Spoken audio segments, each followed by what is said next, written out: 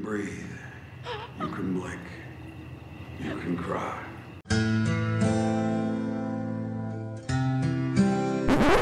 Fuck my nuts.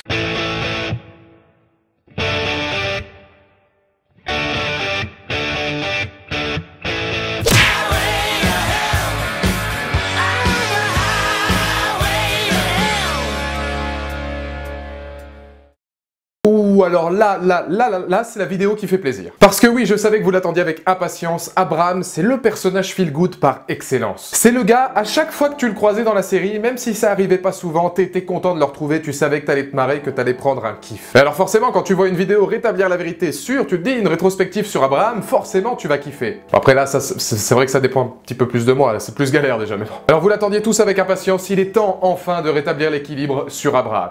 Abraham, et je pense qu'on est tous d'accord sur une idée de base, c'est le respect par la force. De son arrivée fracassante en saison 4 jusqu'à une mort emblématique et terrifiante, le deuxième rôle plus connu du PAF derrière Ed Sheeran était un de ces personnages complets dont on pouvait se sentir proche au moins une fois par épisode. Car même s'il gagnera jamais le prix Julien Lepers de la phrase la plus distinguée... Oh, regarde-toi, Trésor, tu ressembles plus à rien.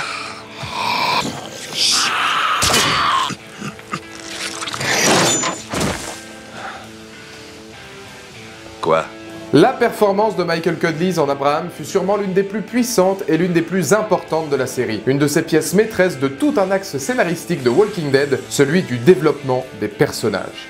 Alors qu'on se le dise, l'utilisation d'Abraham fut parfaite de bout en bout. Une arrivée tonitruante se mêlant parfaitement avec un Glenn de plus en plus chef d'équipe, des répliques assassines à chacune de ses apparitions, un côté brutal et violent dont Rick avait terriblement besoin en période de doute, bref, ce genre de personnage de l'ombre que l'on voyait peu, mais qui n'avait pas besoin de 112 lignes de dialogue pour faire mouche. Et c'est là la vérité, ou plutôt l'hommage que je voulais dresser à notre militaire préféré, un homme dont la simple présence valait 1000 mots. Car si vous vous souvenez bien, son adaptation au groupe ne fut pourtant pas chose facile, et hormis en de rares occasions, son temps d'antenne était nettement moins important que beaucoup d'autres personnages. Il était par exemple de ceux dont l'arrivée à Alexandria ne fut pas simple, de ceux qui, après les aveux d'Eugène, perdit le plus foi en l'humanité. Pourtant, s'il ne fut jamais véritablement l'un des bougres les plus étudiés de la série, il fit graviter autour de lui tout un tas de survivants qui ne seraient jamais devenus aujourd'hui des personnages aussi travaillés et complexes sans un petit coup de pouce roux du destin. Bouge-toi le cul.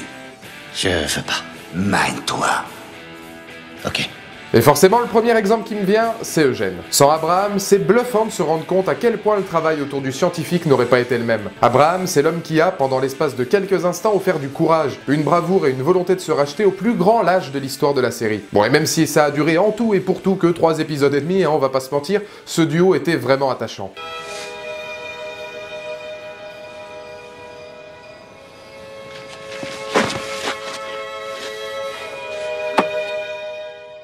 Tous les doutes et ce qui a suivi la mort d'Abraham concernant Eugène sont aussi directement liés à son ancien collègue. Voir un homme si fort et sans faille comme le militaire massacré par Negan a pu effectivement faire comprendre à Eugène que sa survie était de loin la chose la plus importante et que pour ça il fallait aller voir ailleurs, comme au sanctuaire par exemple.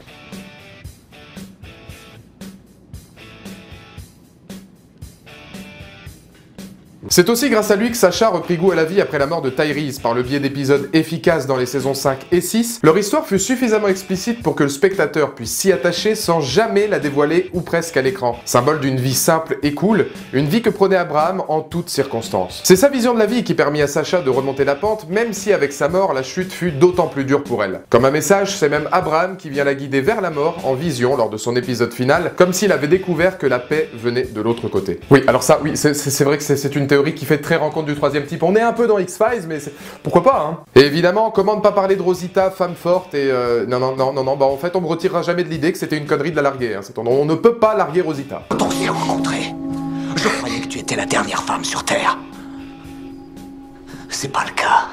Elle aussi, femme qui divise, Rosita on l'aime ou on la déteste, mais on peut pas se cacher que si l'on retire les derniers épisodes de saison 8, son évolution fut juste remarquable. Par sa séparation avec Abraham puis sa mort, son personnage prit une nouvelle ampleur et devint plus dur, plus fort, obnubilé par sa volonté de se venger de Negan et de faire tomber le leader du sanctuaire. Alors pour beaucoup, ses actions et ses décisions furent jugées comme stupides, mais on ne peut pas reprocher au scénariste de l'avoir beaucoup utilisé dans des actions sensées et, encore une fois, gravitant autour de la mort d'Abraham.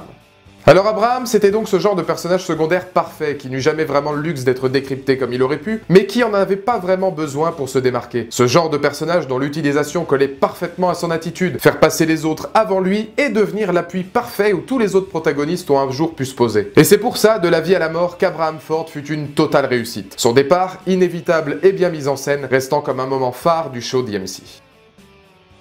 Alors vous l'aurez compris, j'étais un fan absolu du personnage d'Abraham. C'est vrai que c'était quelqu'un qui était un guerrier, c'est vrai que ça aurait été un warrior dans la guerre contre Negan, même dans la guerre contre le gouverneur s'il était arrivé un petit peu plus tôt. Abraham aurait été le genre de personnage indispensable pour Rick pour pouvoir réussir à gagner. Il avait de l'humour, il avait des répliques cultes, il avait, bref, tout ce qu'un personnage aurait pu avoir, mais un personnage secondaire. Et j'insiste là-dessus parce que dans mes rétablir la vérité, en général, j'essaie de dire des choses auxquelles on peut ne pas penser forcément. Et je voulais aller un peu plus loin, voilà, le côté guerrier, le côté il fait ce qu'il veut avec les rôdeurs, le côté badass. Je voulais vraiment aller dans ce côté proche des personnages, parce que pour moi, Abraham, c'était le rôle par excellence autour duquel gravitaient tous les autres personnages. Et vous, qu'est-ce que vous pensiez d'Abraham? Dans les commentaires ci-dessous, n'hésitez pas à me donner votre point de vue, parce que je sais que vous l'attendiez cette vidéo. D'ici là, on se retrouve dans, allez, 2 jours pour ma première critique de l'année, Downsizing, le nouveau Matt Damon. Et attention, dans 4-5 jours, normalement, si je dis pas de conneries, première vidéo sur Breaking Bad. Et là, je sais que j'en ai perdu quelques-uns. Ça c'est bon, ça j'adore.